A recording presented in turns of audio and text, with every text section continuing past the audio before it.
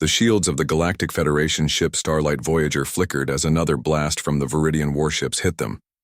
Captain Olivia Martinez gripped the arms of her command chair, her knuckles white. Through the main view screen, 6 sleek, predatory Viridian vessels surrounded them, their weapons glowing as they prepared to fire again. "Shield status," Captain Martinez demanded, her voice steady despite the fear churning in her stomach. Lieutenant Amanda Cole looked up from her console, her face pale. "Shields at 28%, Captain. One more direct hit and they'll fail completely." The bridge fell silent. The Starlight Voyager had been running for 3 days, ever since they'd discovered evidence of the Viridians testing biological weapons on the peaceful inhabitants of Naris IV. What had begun as a routine diplomatic mission had turned into a desperate flight for survival. "Options?" Martinez asked, looking around at her crew. The Starlight Voyager's bridge was unlike any human vessel. Designed to accommodate the various species that made up the Galactic Federation, it featured stations, adapted for different physiologies. At Tactical, the massive Cronaxian officer named Grex towered over his console, his scaled skin reflecting the red alert lights. "We have depleted our conventional weapons," Grex rumbled, his 4 eyes blinking in sequence. "The Viridians have adapted to our shield frequencies. I estimate we have 15 minutes before they breach our defenses." At the science station, Dr. Nix, a Zentari with silvery skin and large lidless eyes, spoke without looking up from her readings. "The nearest Federation outpost is 3 days away at maximum warp. We cannot outrun them, and our distress signals are being jammed." Martinez nodded grimly. The Starlight Voyager carried a crew of 300 from 27 different species. She had sworn to protect them all when she accepted command, and she wasn't about to fail them now. "What about the wormhole generator?" she asked, referring to the experimental technology they had been transporting to the Federation Science Division. Dr. Nix shook her head. "It requires more power than we can currently generate, especially with shields deployed. And even if we could activate it, the calculations would take hours to ensure safe passage." The ship rocked again as another blast hit them. This time the lights flickered and several consoles sparked. "Shields at 19%, Lieutenant Cole called out. "Engine power dropping. They're targeting our propulsion systems now." From the communication station, Thela, a Lumarian with iridescent skin that changed colors with her emotions, currently a worried purple, turned to the captain. "They're hailing us, Captain," Martinez nodded. On screen, the view screen changed to show the face of a Viridian commander. The Viridians resembled earth insects with compound eyes and mandibles that clicked when they spoke. Their exoskeletons were a deep blue, almost black, with glowing patterns that pulsed with their speech. "Federation vessel," the commander's voice translated through the ship's systems. "You have something that belongs to us. Surrender your ship and prepare to be boarded. Resistance will result in your destruction." Martinez kept her expression neutral. "This is Captain Olivia Martinez of the Galactic Federation ship Starlight Voyager. We are on a diplomatic mission. Your attack constitutes an act of war against the Federation." The Viridians' mandibles clicked rapidly, their version of laughter. "The Federation will never know what happened to you. Your ship will simply disappear in this remote sector. You have 1 hour to surrender. Then we will take what we want from your wreckage." The screen went black. Martinez turned to her crew. "I need options, anything." Lieutenant Mason Grant, the ship's historian and cultural officer, cleared his throat. He was usually quiet during tactical situations, but now he stepped forward. "Captain, I might have something," he said hesitantly. "It's unconventional." Martinez gestured for him to continue. "In my research of Viridian history, I found references to an encounter they had centuries ago with a species that defeated them soundly. A species they retreated from and never engaged again." Dr. Nix looked up, her silver brow furrowing. "Which species?" "The Cronaxians are our strongest warriors, and even they have struggled against the Viridians." "Humans," Grant said simply. Silence fell over the bridge. "Humans?" Grex finally rumbled. "But they are a primitive species from a backwater planet. They have barely achieved interstellar travel. That's the current state of humans, Grant agreed. But according to these ancient Viridian texts, humans possessed something the Viridians couldn't counter, some quality that made them especially dangerous. Martinez frowned. What quality? The texts don't specify. They're almost like warning stories told to young Viridians. But the fear is real. Thala's skin shifted to a thoughtful blue. If the Viridians truly fear humans, could we use that? We have no humans aboard, Dr. Nix pointed out. And even if we did, one human against 6 Viridian warships would hardly turn the tide. Grant stepped closer to the captain's chair. But what if we could get a human? The quantum entanglement device we're transporting, it was theorized it could reach across dimensions. Dr. Nix's eyes widened. You're suggesting we use an untested device to pull a being from another dimension? The ethical implications alone would be less severe than letting the Viridians capture evidence of their biological weapons program and kill our entire crew. Martinez finished. She stood up. Dr. Nix, is it possible? The Zentari scientist hesitated. Theoretically, we would need to modify the device to locate and lock onto human biosignatures. But Captain, this goes against multiple Federation protocols. Martinez looked around at her crew, then at the view screen showing the Viridian ships closing in. I'm open to other suggestions. When none came, she nodded decisively. Lieutenant Grant, work with Dr. Nix to modify the quantum device. Lieutenant Cole, divert power from non-essential systems to support the process. Grex, keep those shields up as long as possible. As her crew hurried to their tasks, Martinez returned to her chair, feeling the weight of command more heavily than ever before. They were about to bring an unsuspecting being into a war that wasn't theirs, all on the basis of ancient texts that might be nothing more than myths. 40 minutes later, Martinez stood in the science lab where Dr. Nix and Lieutenant Grant had modified the quantum entanglement device. It hummed with energy, its central chamber glowing with an unearthly blue light. We've locked onto a human biosignature, Dr. Nix reported. Male, adult, strong life signs. Do we know anything else about this individual? Martinez asked. Grant shook his head. The targeting is based solely on species parameters. We can't be selective beyond that. The ship shuddered as another blast hit them. Shields at 12%, Grex's voice announced over the comm. The Viridians are moving into boarding positions. Martinez took a deep breath. Do it. Dr. Nix activated the device. The blue glow intensified, becoming almost blinding. The air in the chamber seemed to fold in on itself, creating a swirling vortex of energy. Martinez shielded her eyes as a final pulse of light erupted from the machine. When she looked again, a human man lay on the floor of the chamber. He wore some kind of wetsuit, and water dripped from his body onto the deck. He was unconscious, but breathing. It worked, Grant whispered in awe. The human's eyes suddenly snapped open, alert, confused, and unmistakably angry. He jumped to his feet with surprising speed, crouching in a defensive stance. Who are you people? He demanded, his gaze darting around the lab. Where am I? Martinez stepped forward slowly, hands raised to show she meant no harm. My name is Captain Olivia Martinez of the Galactic Federation ship Starlight Voyager, and we need your help. John Garrett blinked several times, trying to make sense of what he was seeing.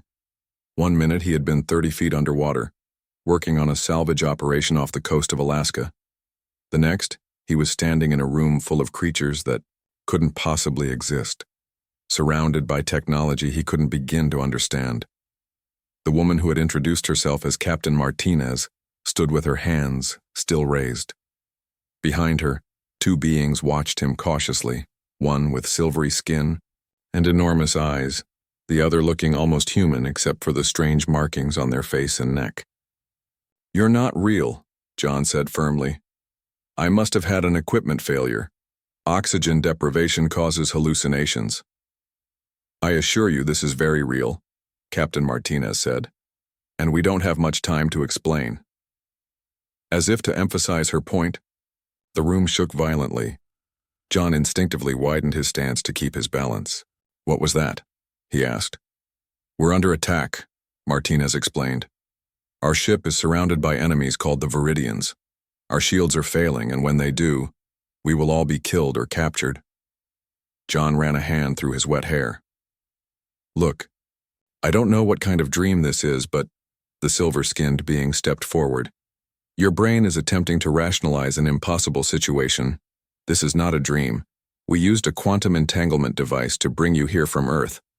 From Earth, John repeated. So this is, what, a spaceship? The Galactic Federation ship Starlight Voyager, Martinez confirmed. I'm human like you, but most of my crew are not. We're part of an alliance of species from many different worlds. Another violent shake rocked the room. This time the lights flickered. A voice came over what must have been some kind of communication system. Captain, shields at 8%. The Viridians are preparing to board. John noticed the crew members exchange worried glances. Whatever was happening, they were genuinely afraid. Dream or not, his instincts told him the danger was real. Why me? He asked. Why bring me here? The being with the markings on his face spoke up. I'm Lieutenant Mason Grant, ship's historian. According to ancient Viridian texts, they encountered humans centuries ago and were defeated. Something about humans terrified them enough that they've avoided contact ever since. John almost laughed.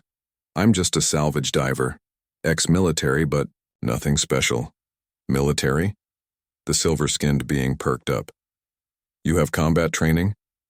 Marines, John nodded. 6 years, 2 tours in conflict zones. But that doesn't explain why. Dr. Nix, Martinez addressed the silver being, run a full scan on Mr. She looked at John questioningly. Garrett.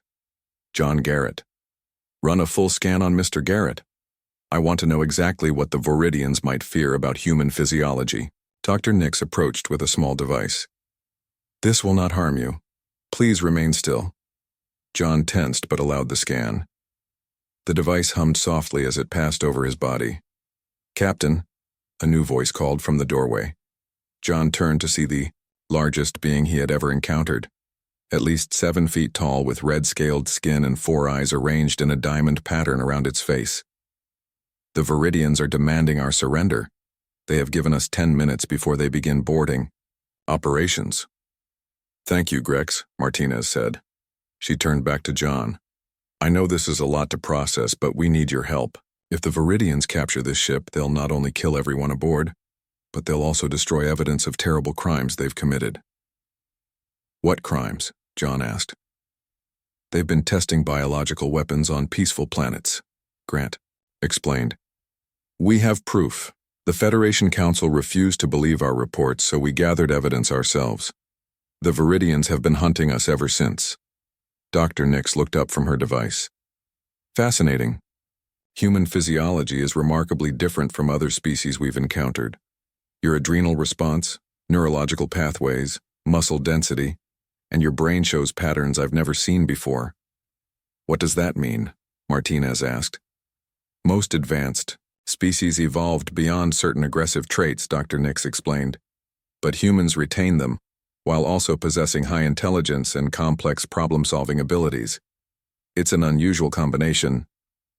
John was still struggling to accept this.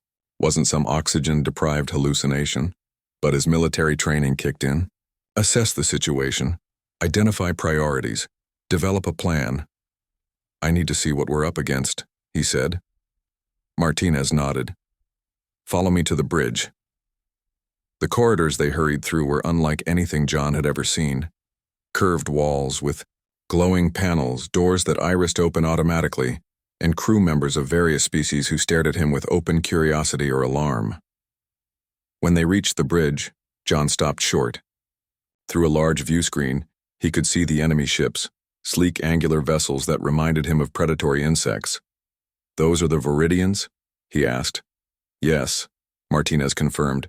6 warships, each with enough firepower to destroy us. John studied the tactical display. Your weapons? Depleted, said Grex, who had followed them to the bridge. We've been running and fighting for 3 days. At the communication station, a being with skin that shifted colors like a living mood, Ring turned toward them. Captain, they're hailing us again. On screen, Martinez ordered. The view changed to show a creature that made John's skin crawl, something like a human-sized praying mantis with blue-black armor and glowing patterns on its exoskeleton.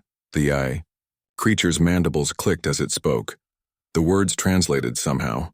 "Your time is up, Captain. Prepare to be boarded." Then the creature noticed John standing beside Martinez. It went completely still. The glowing patterns on its exoskeleton flashed rapidly. "What is that?" the Viridian demanded, its translated voice suddenly higher-pitched. "Where did you get that creature?" Martinez glanced at John, then back at the screen. "This is our new tactical advisor. Perhaps you recognize his species?" The Viridian's compound eyes seemed to widen. Without another word, the transmission cut off. "They recognized you," Grant said with amazement. "The texts were right." Another crew member called out, "Captain, the Viridian ships are pulling back. They're increasing the distance between us." John looked at the tactical display. The enemy ships were indeed creating more space, though they maintained their surrounding position. "They're afraid," Martinez said quietly. "They're actually afraid." She turned to John. "What did your people do to them?" John shook his head. "I have no idea. But if they're giving us breathing room, let's use it. I need to know everything about this ship's capabilities, not just weapons, everything. Engines, communications, life support, maintenance systems, waste disposal, everything." The bridge crew looked to Martinez, who nodded. "Give him whatever information he needs." John stared at the retreating Viridian ships. He didn't understand why these aliens feared humans, but he understood fear itself. And he knew from experience that fear could be used. These aliens had threatened innocent lives. They had developed biological weapons. And now, somehow, they had dragged him into their conflict.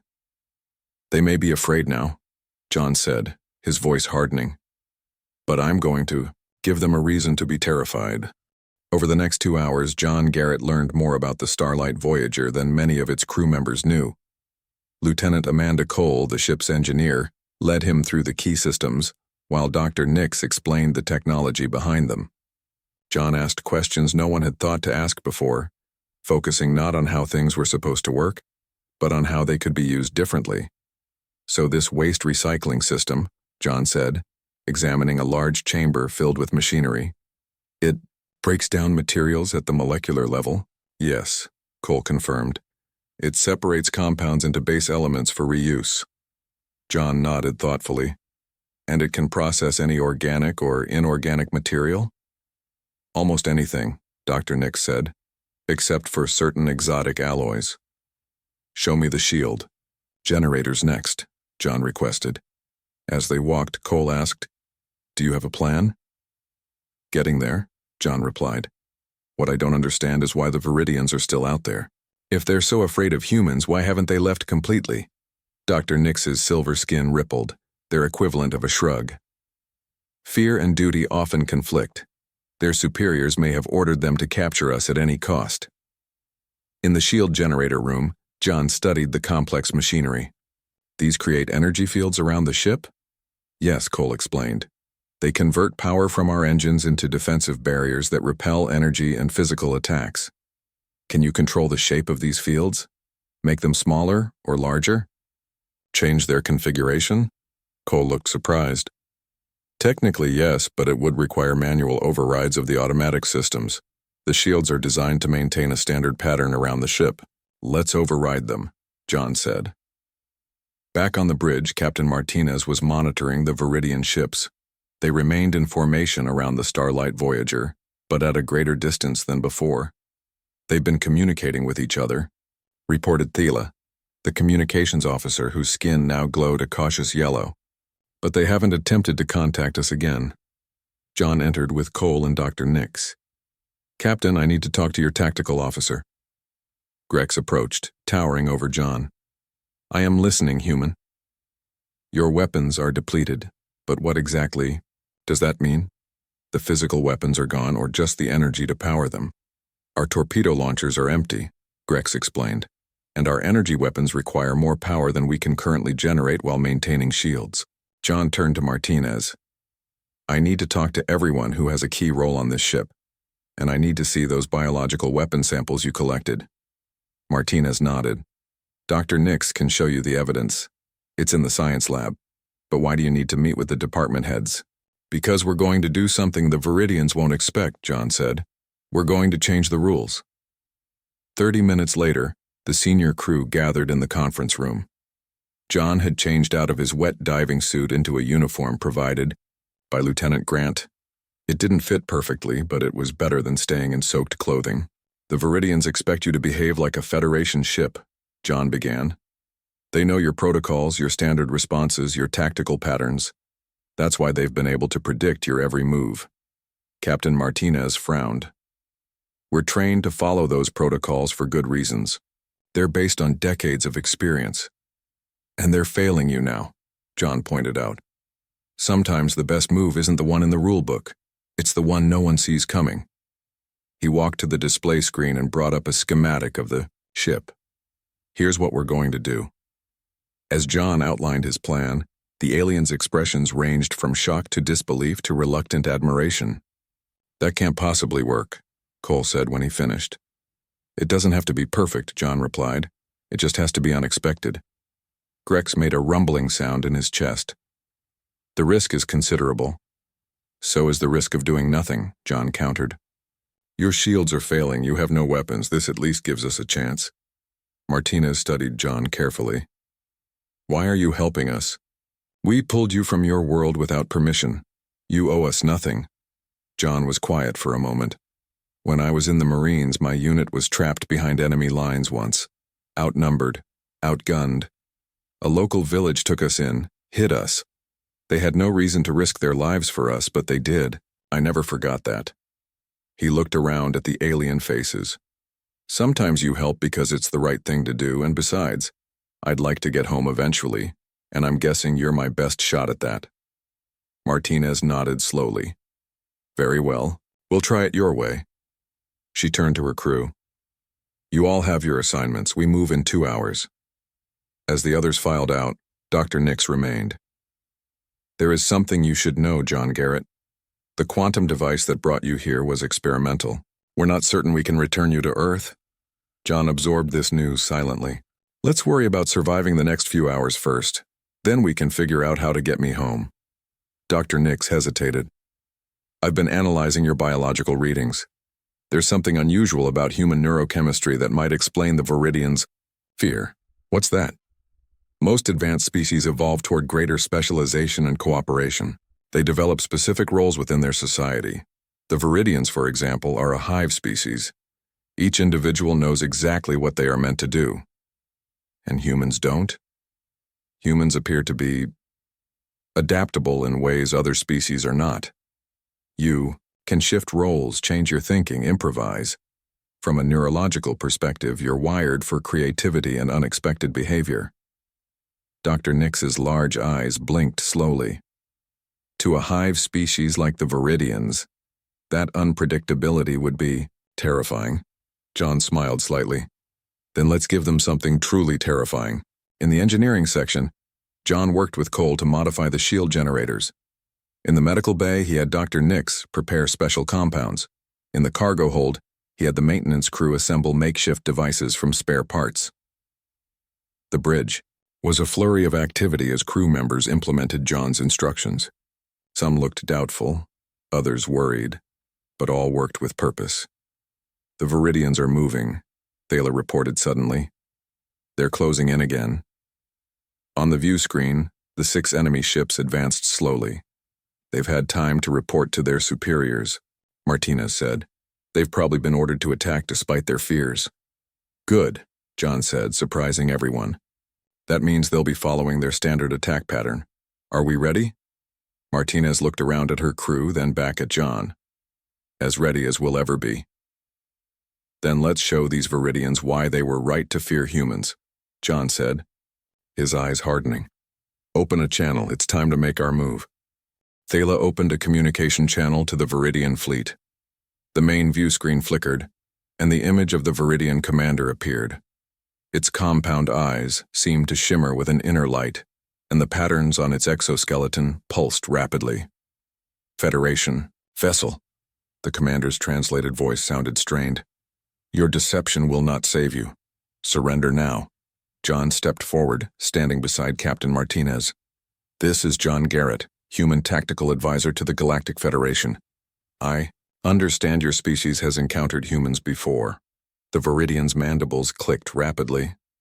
That is ancient history. Our forces are stronger now. Are they? John asked calmly. Then why did you retreat when you saw me? Why keep your distance for the past 2 hours? You're afraid, and you should be. Enough, the Viridian snapped. You have 1 human. We have 6 warships. 1 human is all it takes, John said. He nodded to Martinez, who cut the transmission. They'll attack now, Grex predicted from his tactical station. Good, John said. Lieutenant Cole, are the shield modifications ready? Yes, she confirmed. But I still don't think this will work. It will, John assured her. Dr. Nix, status of the medical bay preparations? The silver-skinned scientist nodded. Already, the compounds have been prepared according to your specifications. And the cargo bay? John asked. Set up exactly as you requested, Lieutenant Grant confirmed. John turned to Martinez. Captain, it's your ship. Give the order. Martinez took a deep breath and nodded. Begin Operation Human. The first part of John's plan was immediately apparent. Instead of keeping their shields at maximum strength around the entire ship, Cole redirected power to create stronger shields at specific points, leaving other areas seemingly vulnerable. Viridians moving into attack position, Grex announced. They're targeting our apparent weak spots as predicted. Perfect, John said. Now for step 2. Martinez gave the order. Engage modified thrusters. The Starlight Voyager suddenly lurched, forward, but not in a straight line. It began to spin and weave in a pattern that seemed random and chaotic. The maneuver was so unusual that several crew members had to grab onto their stations to keep from falling. Through the view screen, they could see the Viridian ships attempting to track their movements. 2 of the enemy vessels nearly collided as they tried to adjust to the Starlight Voyager's erratic course. They're firing, Grex called out. Energy beams lanced out from the Viridian ships, but most missed entirely. The few that hit struck the reinforced sections of the shields. Hold course, Martinez ordered. Prepare for Phase 3. John moved to stand beside Grex. Target the lead ship with the modified waste recycler beam. The Chronaxian tactical officer's 4 eyes blinked in sequence. Targeting, firing now. What had once been the ship's waste disposal system had been temporarily converted by John and Cole into an unusual weapon. Instead of breaking down waste, it now projected a concentrated beam of highly reactive particles, essentially space garbage accelerated to incredible speeds. The beam struck the lead Viridian ship. It wasn't powerful enough to penetrate their shields, but it wasn't meant to. Instead, it created a cloud of particulate matter that clung to the Viridian shields, interfering with their sensors. Their lead ship is partially blinded, Grex reported with satisfaction. They're trying to compensate. Now for the medical bay surprise, John said. Dr. Nix activated her console. From specialized ports along the Starlight Voyager's hull, clouds of gas began to spray into space. The gas contained a mixture of compounds that, while harmless to most species, produced electromagnetic interference that disrupted the Viridians' neural communication networks. They're breaking formation, Thala announced, her skin shifting to an excited blue. Their movements are becoming uncoordinated. 2 more Viridian ships fired at the Starlight Voyager, but the Federation vessel's erratic movements made it nearly impossible to hit. Now for the finishing touch, John said. Lieutenant Grant, activate the cargo bay devices. Grant pressed a sequence of commands on his console. In the cargo bay, dozens of small pods launched into space. Each contained a simple transmitter, programmed to emit signals that mimicked Federation ship communications. The space around the Starlight Voyager was suddenly filled with confusing signals. To the Viridian sensors, it appeared as if multiple Federation vessels had suddenly arrived. They're scanning the pods, Grex reported. Their sensors are being overwhelmed by conflicting data. Through the view screen, they watched as the Viridian ships began to fire randomly, hitting the empty space where the decoy signals originated. In their confusion, one Viridian ship accidentally fired on another. "They're in complete disarray," Martinez observed, amazement in her voice. "Not for long," John warned. "They'll figure it out eventually. We need to press our advantage while we have it." Martinez nodded. "Lieutenant Cole, divert all remaining power to engines. Set course for the gap between those two ships." The Starlight Voyager surged forward, aiming for the opening in the Viridian formation. For a moment it seemed they might break free. Then a new ship appeared. Much larger than the others, it dropped out of faster-than-light travel directly in their path. "Viridian flagship," Greg said grimly. "Commander-class vessel." The massive ship dwarfed the others. Its weapons ports glowed ominously as it moved to block their escape route. They called for reinforcements, Martinez realized. The view screen activated automatically. A new Viridian appeared, its exoskeleton a deeper blue than the others with more elaborate glowing patterns. When it spoke, the translation carried a tone of authority. "Federation vessel, this is Supreme War Leader Krell of the Viridian Empire. Your primitive tactics may have confused my subordinates, but they will not. Work on me." John stepped forward. "Those primitive tactics destroyed your formation and nearly allowed us to escape. Imagine what else we might do." The Supreme War Leader's compound eyes fixed on John. "So, the legends are true. The humans have returned." There was a pause. "I will offer you one opportunity. Surrender the human to us and the rest of your crew will be permitted to live as prisoners." Captain Martinez stood straighter. "That's not an option." "I thought not," Krell replied. "Then prepare to be boarded. My flagship's weapons can disable your vessel without destroying it. We will take the human by force, along with your evidence, against us." The transmission ended. John turned to the crew who looked defeated. "Don't worry, this is actually good news." "How is this good news?" Cole demanded. "Because now we know exactly where they want to be," John explained, a determined gleam in his eye. "And that gives us one final card to play." He turned to Martinez. "Captain, I have a plan, but it's risky, and I'll need a volunteer." "What kind of plan?" Martinez asked. John's expression turned grim. "The kind that might get someone killed." In the conference room, John explained his final plan to Captain Martinez and the senior crew. Their faces grew more concerned with each detail he shared. "That's suicide," Lieutenant Cole said when he finished. "Not necessarily," John replied, "but I won't lie to you, it's dangerous." "You want to let yourself be captured?" Martinez asked, her brow furrowed. "Deliberately?" John nodded. "The Viridians want me, that's clear. If I go over in an escape pod, they'll bring me aboard their flagship." "And then what?" Grex demanded. "You'll be surrounded by enemies with no way out." John pointed to the schematic of a small device on the display screen. "This is where Dr. Nix's expertise comes in. We're going to modify a subspace transmitter to create a localized energy pulse." "A bomb," Dr. Nix said bluntly. "You're describing a bomb." "Not exactly," John corrected. "It won't destroy their ship, but it will temporarily disable their shields and internal systems." Martinez shook her head. "Even if you succeed, you'll still be trapped on an enemy vessel with no way back." "That's where you come in," John said. "While their systems are down, you'll make a run for Federation space. The evidence you've collected about their biological weapons is too important to lose." A heavy silence fell over the room. Finally, Martinez spoke. "I can't order anyone to accompany you on this mission, it's too dangerous." "I'll go alone," John said simply. "No," Dr. Nix surprised everyone by saying. "I will accompany you. The device will require precise calibration. If the settings are wrong, it could create a chain reaction that would destroy the flagship and everyone on it." John studied the silver-skinned scientist. "You understand the risks?" "I do," Dr. Nix confirmed. "And I have something that might help." She held up a small metallic disc. "This is a neural implant. It will allow us to communicate silently and may enhance your cognitive functions temporarily." John hesitated, then nodded. Let's do it. The next hour passed in a blur of activity.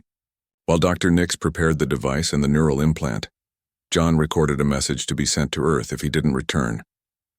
Lieutenant Cole modified an escape pod with the minimal life support and propulsion systems it would need. Grex provided a small but effective knife that could be hidden in John's boot. It's made of a non-metallic compound, the Chronaxian explained. Their sensors won't detect it. Finally, John stood in the launch bay beside the escape pod. Captain Martinez and the senior crew had gathered to see him off. Once you're inside their ship, Martinez said, you'll have approximately 5 minutes before they realize you're not just a prisoner. The device needs to be activated by then. John nodded. And as soon as their shields drop, you get this ship out of here. Don't wait for us. The evidence is what matters. Martinez extended her hand, and John shook it. Good luck, John Garrett. If we survive this, we will do everything in our power to find a way to return you to Earth. John climbed into the escape pod with Dr. Nix. The door sealed behind them, and moments later they were launched into space. Through the small viewport, John watched the Starlight Voyager grow smaller as they drifted toward the massive Viridian flagship. He felt the neural implant at the base of his skull, a strange tingling sensation as it integrated with his nervous system. Can you hear my thoughts? Dr. Nix's voice seemed to speak directly inside his mind. John nearly jumped. Yes. He thought back. That's disorienting. You'll adjust quickly, she assured him. The human brain is remarkably adaptable. Their pod was soon caught in a tractor beam. John felt his heart rate increase as they were pulled toward the Viridian vessel. The device, which looked like an ordinary communications unit, sat in Dr. Nix's lap, its internal components carefully hidden. Remember, Dr. Nix thought to him, when we're separated, the implant will still work at close range. Don't speak aloud if you can avoid it. The escape pod jerked to a stop, and they felt a shudder as it was brought inside the Viridian ship. Metal clanged against metal as docking clamps secured the pod. Here we go, John thought. He took a deep breath as the pod's door was forced open from the outside. 6 Viridian soldiers stood with weapons pointed at them. Their mandibles clicked nervously when they saw John. Exit slowly, one ordered, its voice translated by a device on its armor. John and Dr. Nix complied, hands raised. The Viridians kept their distance, especially from John. The Supreme War Leader wants to see the human immediately, another soldier said. Take the alien scientist to the holding cells. Don't resist, Dr. Nix thought to John as they were separated. I'll find a way to reach you. John was escorted through corridors that reminded him of an insect hive, angular, with strange patterns etched into the walls.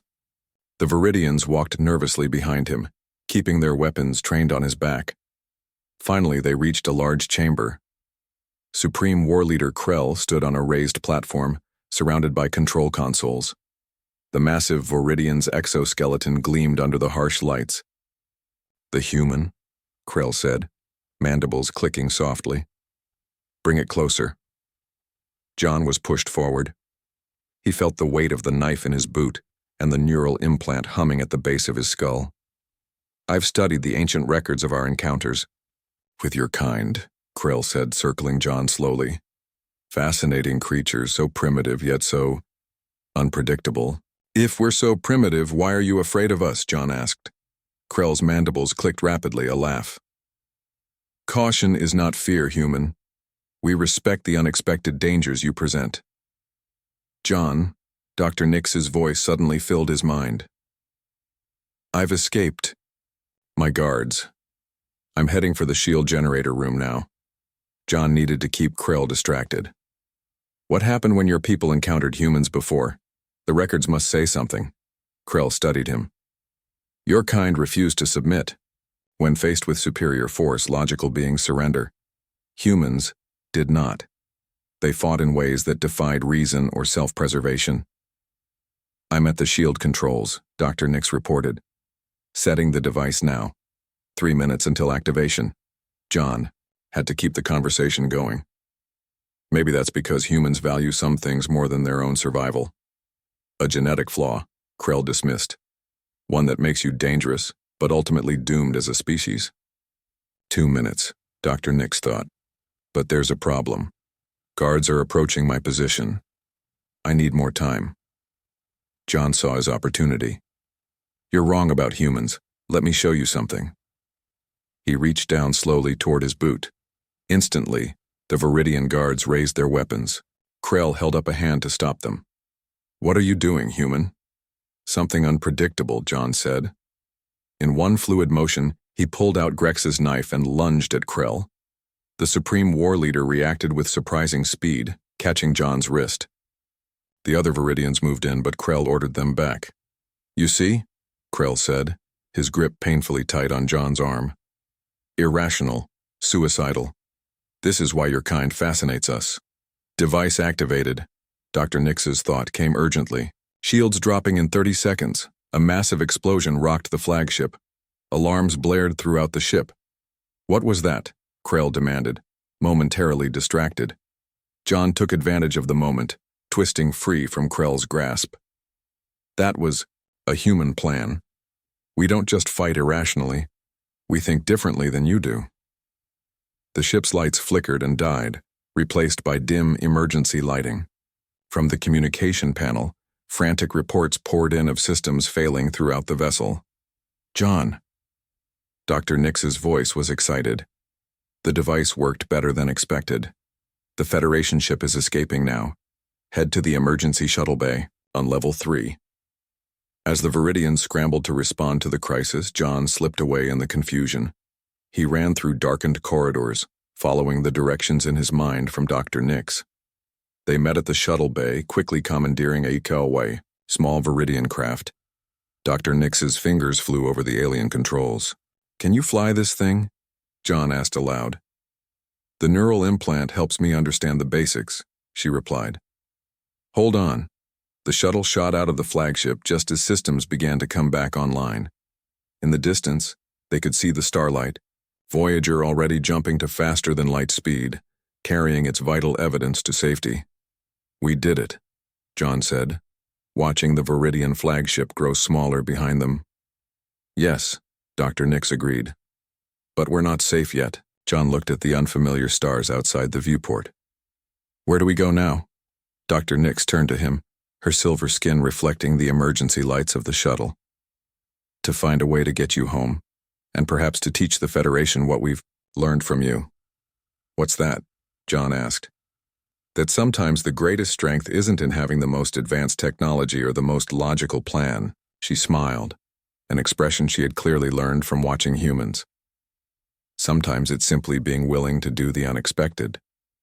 As their small shuttle disappeared into the vastness of space, the legend of the human who defeated the Viridian fleet began to spread throughout the galaxy. And somewhere in the stars, John Garrett, salvage diver from Earth, continued to show the aliens just how unpredictable humans could be.